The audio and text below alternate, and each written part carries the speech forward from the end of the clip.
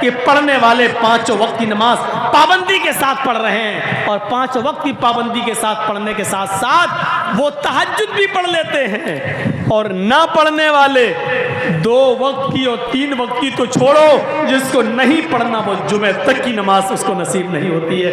ईद और बकरीद भी नहीं। इसका मुशाहिदा करके अपने समाज में आप देख लो, क्या 5 वक्त की नमाज पढ़ने वाले लोग मौजूद नहीं हैं? नमाज से पहले मस्जिद में, अजान से पहले मस्जिद में जाने वाले लोग भी मौजूद हैं, और 5 वक्त की नमाज के साथ साथ वो तहज्जुद की नमाज भी पढ़ लेते हैं। लेकिन यकीन जानिए मेरे भाइयों, अल्लाह की कसम, ऐसे लोग भी मौजूद हैं कि जिसको 2 टाइम नहीं पढ़ना तो वो जुमे तक की नमाज से महरूम है, और जुमा तक उसको नसीब नहीं होता है। अपनी अपनी किस्मत है, अपनी अपनी किस्मत मेरे भाइयों। जबकि नमाज का मामला ये है कि ये किसी भी हाल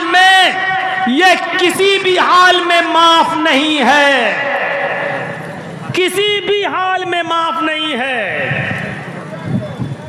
गुंजाइश है, रियायत है, लेकिन माफ नहीं है। कंडीशन में तब्दीली है, लेकिन माफ नहीं है। अगर खड़े होकर पढ़ने की ताकत नहीं है तो बैठ कर पढ़ो, लेकिन पढ़ना है।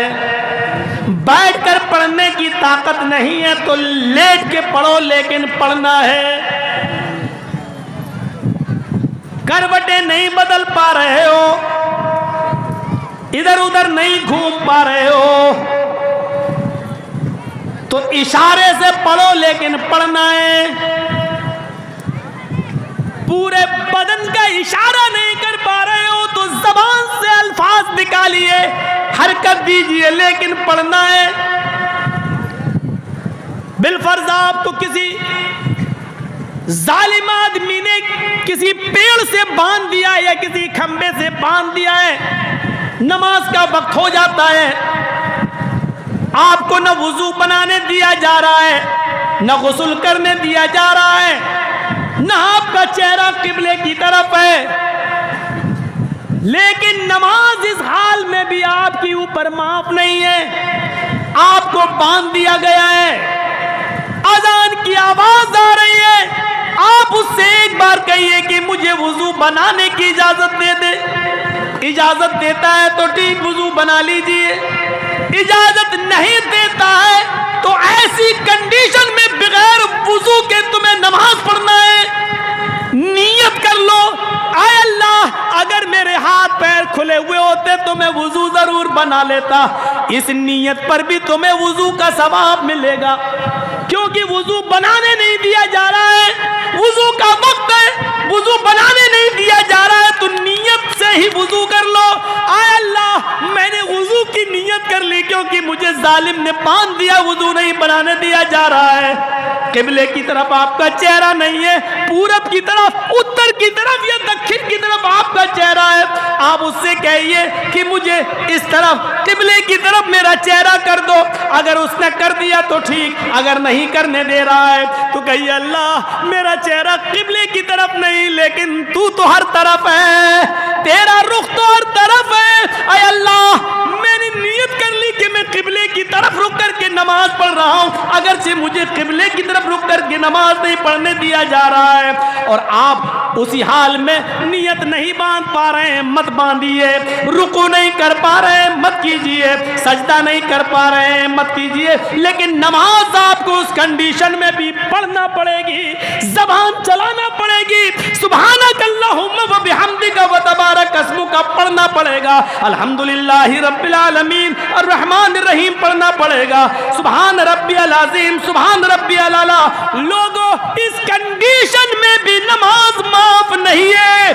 कैसे तुम अपने नरम गरम बिस्तरों पे सोना गवारा कर लेते हो? मुअज्जिन की आवाज आती है, अस्सलातु खैरुम मिनन नौम, और तुम अपने बिस्तरों पर आज़ान सुनने के बाद भी अपने नरम गरम बिस्तर को छोड़ना गवारा नहीं करते हो। यहाँ हाथ पैर बंधे हैं, नमाज उस हाल में भी पढ़ना है।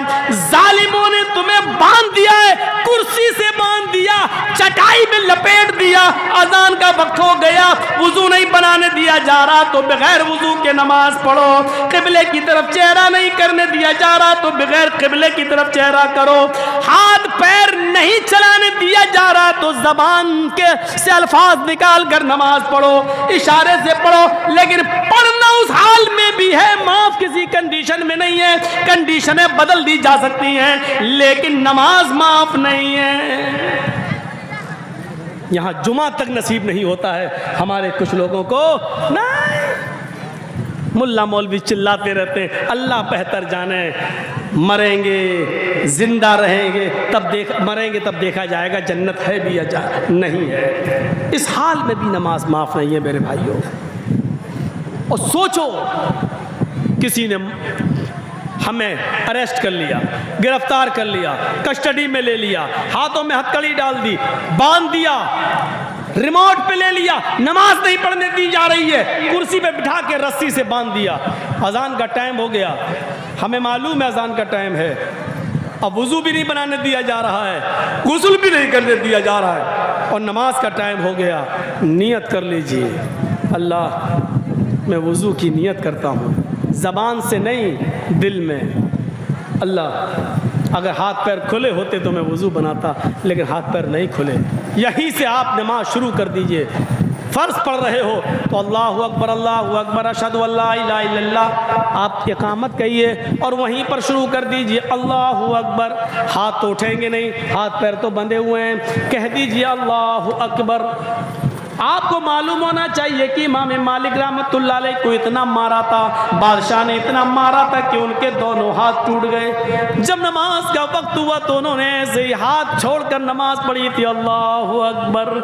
न हाथ कानों तक उड़ रहे हैं, न हाथ सीने पर बंध रहे हैं, ऐसे ही उन्होंने नमाज पढ़ी, अल्लाहु अकबर। आज भी मक्के में चले जाओ, आज भी सऊदिया में चले जाओ, इमाम मालिक के मानने वाले आज भी आपको हाथ छोड़कर नमाज पढ़ते हुए नजर आएंगे।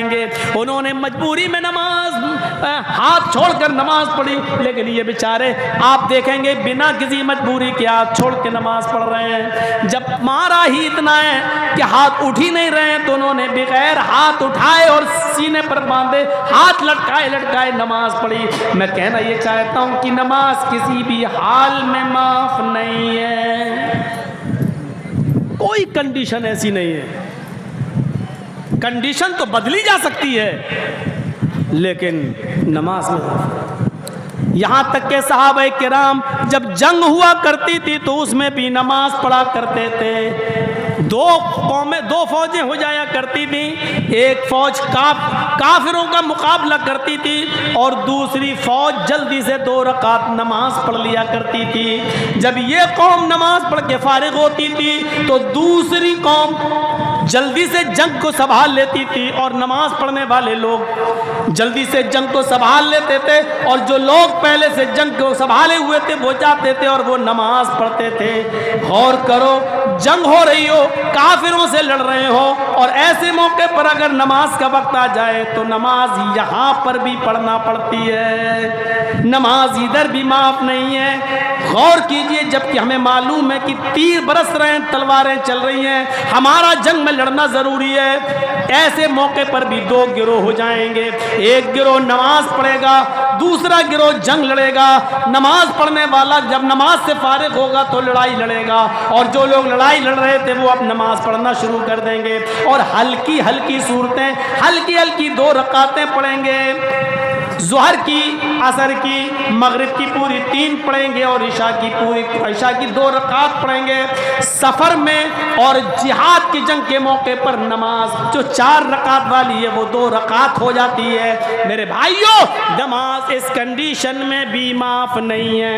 हजरत उमर फारूक को जब अबू लुलू ने, फिरोज ने जब तीर मारा तो उनका पेट फट गया था नमाज की हालत में। जब उनको बेहोश हो गए, जब उनको होश आया तो सबसे पहले उन्होंने नमाज पढ़ी, लेकिन खून पेट से इतना निकल गया कि खाना खिलाया जा रहा था तो उनके पेट से बाहर आ जाता था, दूध पिलाया जाता था मुंह से तो पेट से वो बाहर निकल जाता था। किसी ने कहा अमीरुल मोमिनीन, इस हाल में भी आपने नमाज अदा की है। फरमाया नमाज किसी भी हाल में माफ नहीं है। मेरा पेट फट गया, पानी भी मुंह से पीता हूं तो पेट से बाहर निकल जाता है, लेकिन नमाज इस हाल में भी मुझे पढ़ना थी इसलिए पढ़ ली। फरमाया अगर कोई दूसरा आदमी इस हाल में नमाज छोड़ दे तो क्या होगा? फरमाया लिमन तरक ला हज़्ज़ फिल इस्लामी लिमन तरक अस्सलाह, इस हाल में अगर उसको होश है और वो जानता है कि मैं होश में हूँ, इस हाल में अगर है और होश में है, तो नमाज उसको इस हाल में भी पढ़ना पड़ेगा। अगर इस हाल में होश में होने के बावजूद नमाज नहीं पढ़ता है तो इस्लाम के अंदर उसका कोई हिस्सा नहीं है। पेट फट जाए, खाना पानी पेट से निकल रहा है और होश में, नमाज इस हाल में भी पढ़ना पड़ेगी। अगर इस हाल में नमाज नहीं पढ़ता तो इस्लाम में उसका कोई हिस्सा नहीं। हालत तंदुरुस्ती में हट्टा खट्टा मोटा होने के बावजूद हम नमाज ना पढ़ें तो उसका इस्लाम में कितना हिस्सा होगा। रहमतुल आलमीन की रहमत देखो, 50 से 40 करवाई, 40 से 30, 30 से 20, 20 से 10, 10 से 5। कहा अब मुझे शर्म आती है बार बार जाने में। अल्लाह ने कहा जाओ, लेकिन बार बार गए। क्यों गए? मेरी उम्मत नहीं पढ़ पाएगी इतनी, इसलिए बार बार। ये रहमत नहीं तो और क्या है। कुरान की इस आयत को कितना बार पढ़ा जाए। हरीसुन अलैकुम बिल मोमिनीन, वो मोमिनों के लिए बड़ा मेहरबान है।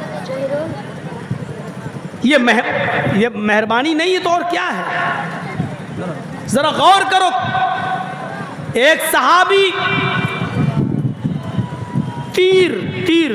तीरों का एक बंडल बनाया, 15-20 तीर के इकट्ठा करके गठरी बनाई। और तीर में आपने देखा होगा आगे का हिस्सा नोकदार होता है, नोकदार जब वो छोड़ते हैं तो वही नोक किसी को लगती है जहां मारना होता है, तो नोक का हिस्सा। और ऐसे लटकाते हुए जा रहे थे, ऐसे चल रहे थे, एक हाथ में तीर और वो चल रहे थे। वुजू बनाकर इसी हाल में मस्जिद में दाखिल हुए। अल्लाह के नबी ने देखा तीर का हिस्सा, नोक वाला हिस्सा आगे है, और ये सहाबी हाथ हिलाते हुए अंदर दाखिल हुए। रहमतुल आलमीन का रहम देखिए। आपने कहा आए सहाबी, आपने कहा उस शख्स से जो तीर लेके चल रहा था, आपने कहा तीर के सिरों को अपनी मुट्ठी से मजबूती से पकड़ो, तीर के सिरों को मजबूती से पकड़ो। कैला तख्दिशु मुस्लिमन, कहीं किसी तीर की नोक से कोई मुसलमान जख्मी न हो जाए। रहमत देखिए नबी अकरम की। आपने देखा साहबी तीर लेके जा रहे हैं, उधर मस्जिद में और भी सहाबा जा रहे हैं। ऐसा ना हो कि आगे वाला तीर की नोक किसी दूसरे सहाबी की चुभ जाए। क्या कहते हैं कि तीर के आगे वाले हिस्से को पकड़ लो मजबूती से और हाथ मत हिलाओ। कैला तख्तिशु मुस्लिमन, तुम्हारे तीर का अगला हिस्सा किसी मुसलमान सहाबी को लगकर उसको जख्मी ना कर दे। इमाम कायनात की नजर कितनी तेज है। आप सहाबी के तीरों को देख रहे हैं और ये महसूस कर रहे हैं कि किसी मुसलमान को ये तीर चुभ न जाए। सच कहा, अजीजुन अलैहि मा अनित्तुम, कांटा तुम्हारे चुभता है, दर्द मुहम्मदुर रसूलुल्लाह को होता है। ये एहसास अल्लाह के नबी के अंदर इतना भी गवारा नहीं किया। जो नबी तीर की नोक किसी मुसलमान को लग जाए इतना भी गवारा नहीं कर रहे हैं, वो नबी ये कैसे गवारा करेंगे कि कोई मुसलमान किसी मुसलमान को कत्ल कर दे। कोई मुसलमान अपनी बंदूक या पिस्टल या AK-47 या तमंचा निकाल कर उसकी गोली से किसी दूसरे मुसलमान को कत्ल कर दे। आप अंदाजा लगाइए, जो नबी तीर की नोक चुभ जाए किसी को, इतना भी बर्दाश्त नहीं कर रहे हैं कि किसी मुसलमान को तीर की नोक चुभे। वो नबी ये कैसे बर्दाश्त करेंगे कि कोई मुसलमान किसी मुसलमान की गर्दन उड़ा दे। इसीलिए फरमाया नहीं, क़यामत के दिन यजीउल कातिलु यजीउल मक़तूलु, मक़तूल इस हाल में लाया जाएगा जिसको कत्ल किया गया होगा। एक कातिल ने किसी आदमी को मारा, मक़तूल को मारा, उस मक़तूल को क़यामत के दिन वो मक़तूल कातिल का सर पकड़ कर लाएगा, उसको खींचता हुआ लाएगा। जो मारा गया दुनिया में, वो उस कातिल को जिसने उसको मारा था दुनिया में, उसका सर पकड़ कर लाएगा और उसको खींचते हुए लाकर अल्लाह के सामने खड़ा कर देगा और कहेगा, अल्लाह ये मेरा कातिल है, इससे पूछ कि इसने मुझे क्यों कत्ल किया था। लिमा कतलनी, फसल लिमा कतलनी अय अल्लाह हाज़ल कातिल फसल लिमा कतलनी अय अल्लाह ये मेरा कातिल है, इसने दुनिया में मुझे मारा था, मैं इसको खींच कर तेरे पास ले आया। अय अल्लाह इससे पूछ के इसने दुनिया में मुझे क्यों मारा था, अल्लाह इससे पूछ के इसने दुनिया में मुझे क्यों कत्ल किया था, मुझे तो कोई वजह मालूम नहीं पड़ रही है, इसने मुझे मारा तो क्यों मारा यह आज तक हमें पता नहीं चल सका। इसने मुझे मारा ही नहीं था बल्कि मेरी बीवी को बेवा किया था, मेरे बच्चों को इसने मुझे मार कर यतीम कर दिया था। अय अल्लाह इससे पूछ के इसने मुझे दुनिया में क्यों मारा था, इसने क्यों कत्ल किया था। मकतूल कातिल को खींच के लाएगा। बहुत आसान है किसी को मार देना, बहुत आसान है किसी की गर्दन उड़ा देना, बहुत आसान है किसी को बंदूक की गोली मार देना। अल्लाह के नबी सल्लल्लाहु अलैहि वसल्लम फरमाते हैं, कसम है उस रब की इज्जत व जलाल की, अगर एक मुसलमान के कत्ल में सारी ज़मीन वाले और सारे आसमान वाले शामिल हो जाएं, इश्तरकू फी दमे मुस्लिमिन, एक मुसलमान के कत्ल करने में आसमान के सारे फरिश्ते मिल जाएं और दुनिया के सारी इंसानियत मिल जाए, आदम की सारी औलाद यानी पूरी दुनिया मिलकर एक मोमिन को कत्ल कर दे, एक मुसलमान को कत्ल कर दे, तो क़यामत के दिन उस एक मुसलमान को कत्ल करने वाले सारे फरिश्तों को और पूरी दुनिया के इंसानों को अल्लाह रब्बुल आलमीन लाकबुल्लाहुन्नार, अल्लाह रब्बुल आलमीन औंधे मुँह जहन्नम के अंदर डाल देगा। अल्लाह रब्बुल आलमीन ये नहीं देखेगा कि इसको कत्ल करने वाले फरिश्ते हैं और दुनिया में सारी दुनिया के लोग हैं, अल्लाह पूरी दुनिया इंसानियत को और आसमान के सारे फरिश्तों को भी जहन्नम के अंदर डाल देगा अगर वो एक मुसलमान के कत्ल में शरीक है। तो एक मुसलमान की इज्जत और एहतराम यह है अल्लाह की नज़र में कि अगर एक मुसलमान को कत्ल करने के लिए आसमान के सारे फरिश्ते भी मिल जाएं और पूरी दुनिया के इंसान मिल जाएं और सबने मिलकर एक मुसलमान को मारा, तो अल्लाह कह रहा है कि मैं सारे फरिश्तों को भी जहन्नम में डाल दूंगा और सारी इंसानियत को भी जहन्नम में फेंक दूंगा, ढकेल दूंगा। ये नहीं देखूंगा एक मुसलमान ही तो मरा है। एक मुसलमान का एहतराम अल्लाह की नज़र में यह है, एक मुसलमान की कद्र और उसकी मंजिलत अल्लाह की नजर में यह है। हम अभी हैं कहां। कितना आसान है माँ की गाली दे देना, कितना आसान है किसी मुसलमान को बहन की गाली दे देना, कितना आसान है किसी मुसलमान को उसकी बेटी की गाली दे देना, कितना आसान है उसके ऊपर झूठ और तोहमत लगाना और इल्जामात के क्या अंबार लगा देना, बहुत आसान है। लेकिन एक मुसलमान की इज्जत व आबरू कितनी है इसका एहसास हमें नहीं होता है। अल्लाह के रसूल ने रहमत सिखलाई, रहमत फरमाया, जब तुम बिस्तर पर सोने के लिए जाओ, जब तुम बिस्तर पर सोने के लिए जाओ, जब तुम अपने बिस्तर पर सोने के लिए जाओ, वत्फी मिस्बाहक, अबू दाऊद और सुनन नसई के अल्फाज हैं, तो अपने घर की बत्ती चिराग को बुझा दिया करो। जो लोग लाइट जला के सोते हैं सुन लो, अल्लाह के रसूल ने इधर भी हदीस रहनुमाई फरमा दी है, वत्फी मिस्बाहक, जब तुम बिस्तर पे सोने जाओ तो तुम चिराग बुझा दिया करो। अल्लाह के रसूल के ज़माने में एक ऐसा हुआ कि पहले कच्चे मकान हुआ करते थे, झाड़ फूस के भी मकान हुआ करते थे, तो एक सहाबी के घर में चिराग जल रहा था, एक चूहिया आई, चूहिया, और उसने चिराग की बत्ती को खींच लिया अपने दांतों से और खींचती हुई ले गई और घर के कोने में उसने डाल दिया। उसने आग पकड़ ली और पूरा घर जल गया और उस सहाबी के बीवी और बच्चे भी उस आग में जल गए।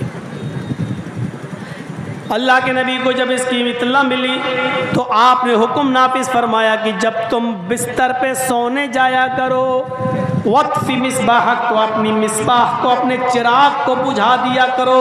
उस ज़माने में चिराग थे, इसलिए चिराग, आज के ज़माने में तरक्की करके लाइट आ गई, बल्ब, तो बल्ब को भी वही हुक्म नाफिज होगा, यानी लाइट बुझा कर सोना चाहिए। हमारे नबी इतने मेहरबान हैं, इतने रऊफ़ और रहीम हैं कि हमारे नबी की रहमत ये भी गवारा नहीं करती कि कोई मुसलमान जब अपने घर में लाइट जला के सोए और रात में वोल्टेज हाई हो जाए और शॉर्ट हो जाए बल्ब, बत्ती, कुमकुमा लाइट शॉर्ट हो जाए और उससे कोई चिंगारी निकले और घर में किसी कपड़े पर गिरे और कपड़े से पूरे घर में आग लग जाए। इसलिए हुक्म दे रहे हैं कि जब भी तुम बिस्तर पे सोने जाओ तो चिराग बुझा दिया करो, लाइट बुझा दिया करो। यह है जनाब मोहम्मद रसूलुल्लाह सल्लल्लाहु अलैहि वसल्लम की रहमत। आपकी रहमत को यह भी गवारा नहीं कि कोई मुसलमान लाइट जलाए और धोखे से वो शॉर्ट हो जाए, शॉर्ट कर जाए और फिर उससे आग लग जाए और कोई मुसलमान जलकर मर जाए। ये मेरे नबी की रहमत है जो आप लाइट बुझाकर सोने का हुक्म दे रहे हैं। फिर फरमाया कि जब तुम इशा की नमाज पढ़कर बिस्तर पे आओ और सोने के लिए जाओ तो तुम अपने घर के किसी कपड़े से अपने बिस्तर को 3 बार झाड़ लिया करो। और अगर घर में तुम्हें कोई कपड़ा ना मिले, बिस्तर को झाड़ने के लिए कोई कपड़ा ना मिले, तो अपने ही तहबंद का, अपनी लुंगी का एक कोना लेकर जिस बिस्तर पे तुम सोते हो उसको 3 बार झाड़ लिया करो। दीवारों पे अक्सर छिपकलियां चढ़ती हैं, खतरनाक जानवर भी कभी कभी घर में आ जाते हैं। इशा की नमाज का वक्त बड़ा अजीब होता है। आदमी नमाज पढ़ के आया, लाइट बुझाया, सो गया, बिस्तर पे पड़ गया, चला गया, उसने अंधेरे में देखा नहीं कि इस पे छिपकली पड़ी है या कोई बिच्छू पड़ा है या कोई खतरनाक जानवर है, और वो अंधेरा करके बिस्तर पर लेट गया और उस जहरीले जानवर ने उसको डंक मार दिया और उसके जहर से वो मर गया। इसलिए फरमाया कि जब बिस्तर पे सोने जाओ तो लाइट बुझाने से पहले उस बिस्तर को 3 बार झाड़ लिया करो, 3 बार झाड़ लो, उसके बाद लाइट बुझाओ और उसके बाद सोया करो। इसलिए हमारे नबी की रहमत ये भी गवारा नहीं कर रही कि कोई मुसलमान बिस्तर पे सोने जाए और बगैर झाड़े हुए बिस्तर पर लेट जाए और कोई खतरनाक जानवर उसको डस ले, डंक मार दे और उसको काट ले और वो मर जाए। मेरे नबी की रहमत इस बात को गवारा नहीं कर रही है, इसलिए हुक्म दिया कि बिस्तर को झाड़ लिया करो। फिर फरमाया खुली हुई छत के ऊपर मत सोया करो।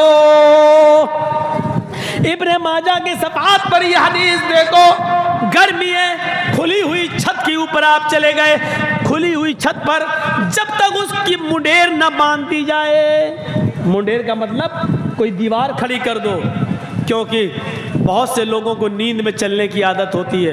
रात में आप सो रहे हैं, खुली छत में कोई ख्वाब देख लिया अंधेरे में, रात में उठ के भागे और वहां मुंडेरी नहीं है, छत से गिरे नीचे, 3री मंजिल के नीचे आए और सर फट गया और मर गए। इसलिए फरमाया कि सुनो, जो आदमी खुली हुई छत पे सोता है, बरियत जिम्मतुल्लाह व जिम्मत मोहम्मद, अल्लाह की जिम्मेदारी और मोहम्मद रसूलुल्लाह की जिम्मेदारी उसके ऊपर से बरी है। मैं बरी हूं, मैं उसका कोई जिम्मेदार नहीं हूं, यानी वो अपनी मौत का खुद जिम्मेदार है। यानी साफ तौर पर मना कर रहे हैं कि खुली हुई छत पर मत सोइए, और सोना ही है तो छत की मुडेर बांध दो, इतनी ऊंची ऊंची दीवारें कर दो कि अगर तुम रात में उठकर चलो भी तो कम से कम नीचे ना गिरने पाओ और दीवार से तुम रुक जाओ, मुडेर से तुम रुक जाओ। खुली हुई छत पर सोने से मना कर दिया। अल्लाह के नबी सल्लल्लाहु अलैहि वसल्लम ने, मेरे नबी की रहमत को ये भी गवारा नहीं है कि कोई मुसलमान खुली हुई छत पे सो रहा हो और रात में उठे और नींद में चल दे या डरावना ख्वाब देख ले और भागे और नीचे गिर के मर जाए। मेरे नबी की रहमत इस बात को गवारा नहीं कर रही है। लक़द जाअकुम रसूलुम मिन अनफुसिकुम अज़ीज़ुन अलैहि मा अनित्तुम हरीसुन अलैकुम बिल मुमिनीना रऊफ़ुर रहीम। मोमिनों के लिए वो ख़ास मेहरबान हैं। मेरे भाइयों, ये पौने 2 घंटे की तकरीर थी मेरी, जो मैंने आपके सामने रखा।